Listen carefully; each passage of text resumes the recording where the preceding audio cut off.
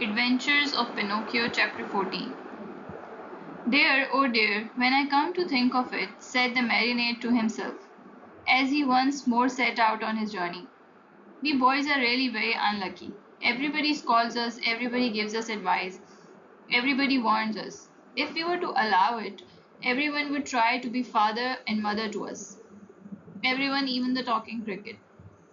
Take me, for example, just because I would not listen to that bothersome cricket. Who knows how many misfortunes may be awaiting me? Assassins indeed, at least I have never believed in them, nor ever will. To speak sensibly, I think assassins have been invented by fathers and mothers to frighten children who want to run away at night. And then, even if I were to meet them on the road, what matter? I'll just run up to them and say, well, Signori, what do you want? Remember that you can't fool with me. Run along and mind your business.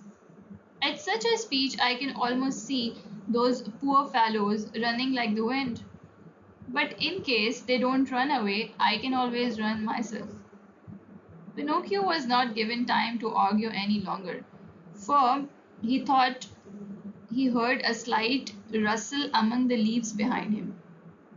He turned to look, and behold, there in the darkness stood two big black shadows, wrapped from head to foot in black sacks.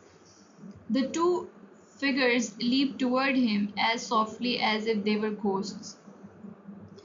Here they come, Pinocchio said to himself, and not knowing where to hide the gold pieces, he stuck all four of them under his tongue. He tried to run away, but hardly had he taken a step when he felt his arms grasped and heard two horrible deep voices say to him, your money or your life. On account of the gold pieces in his mouth, Pinocchio could not say a word, so he tried with head and hands and body to show, as best as he could, that was only a poor marionette without a penny in his pocket. Come, come, less nonsense and out with your money, cried the two thieves in threatening voices. Once more Pinocchio's head and hands said, I haven't a penny. Out with that money or you are a dead man, said the taller of the two assassins. Dead man, repeated the other, and after having killed you, you will kill your father also. Your father also. No, no, no, my father, cried Pinocchio, wild with terror, but as he screamed, the gold pieces tinkled together in his mouth.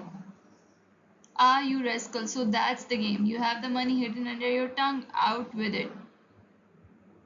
But Pinocchio was as stubborn as ever. Are you deaf? Wait, young man. We'll get it from you in a twinkling. One of them grabbed the marionette by the nose and other by the chin, and they pulled him unmercifully from side to side in order to make him open his mouth. All was of no use. The marionette's lips might have been nailed together. They would not open. In desperation, the smaller of two assassins pulled out a long knife from his pocket and tried to pry Pinocchio's mouth open with it. Quick as a flash, the marionette sank his teeth deep into Assassin's hand, bit it off, and spat it out. Fancy his surprise when he saw that it was not a hand but a cat's paw.